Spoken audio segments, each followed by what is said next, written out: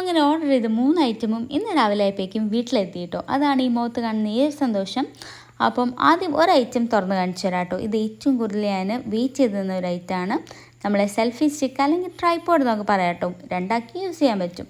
ഇത് ഞാൻ വാങ്ങിയിട്ടില്ല ആമസോണിൽ നിന്ന് കേട്ടോ. ആമസോണിൻ്റെ പാക്കേജിങ് ഒരു രക്ഷയില്ല.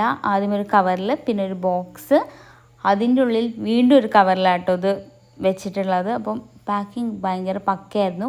ഒരു ഡാമേജും ഇല്ലാണ്ട് നമ്മൾ കയ്യിലെത്തിയിട്ടോ.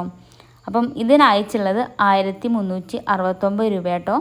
ആ ഒരു പൈസയ്ക്ക് ഇത് വേർത്താന്ന് തന്നെ പറയാം കേട്ടോ. കാരണം ഇതിന് ഒരുപാട് ഫീച്ചേഴ്സും കാര്യങ്ങളൊക്കെ ഉണ്ട്. അപ്പം ഇതിൻ്റെ മെക്കാനിക്സും കാര്യങ്ങളൊക്കെ അറിയാത്തതുകൊണ്ട് തന്നെ അങ്ങോട്ടും ഇങ്ങോട്ടും കുറച്ച് തിരിച്ചു. അപ്പോഴാട്ടോ ഈ സ്റ്റാൻഡ് ഓപ്പൺ ചെയ്യാനുള്ളത് കിട്ടിയത്.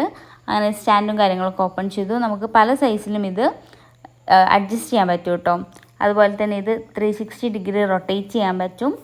പിന്നെ ഗോപ്രോയും അതുപോലെ ക്യാമറ, മൊബൈൽ ഏത് വേണമെങ്കിലും ഇതിൽ ഫിറ്റ് ചെയ്യാൻ പറ്റും കേട്ടോ. ഇത് 71 ഇഞ്ച് വരെ നമുക്കിത് ഹൈറ്റ് അഡ്ജസ്റ്റ് ചെയ്യാൻ പറ്റും കേട്ടോ. അത്യാവശ്യം നല്ല ലെങ്ത്ത് കിട്ടും. വ്ളോഗിങ്ങിനും കാര്യങ്ങളെല്ലാം യൂസ് ചെയ്യാം. നമുക്ക് ഫോട്ടോ എടുക്കാൻ പറ്റും.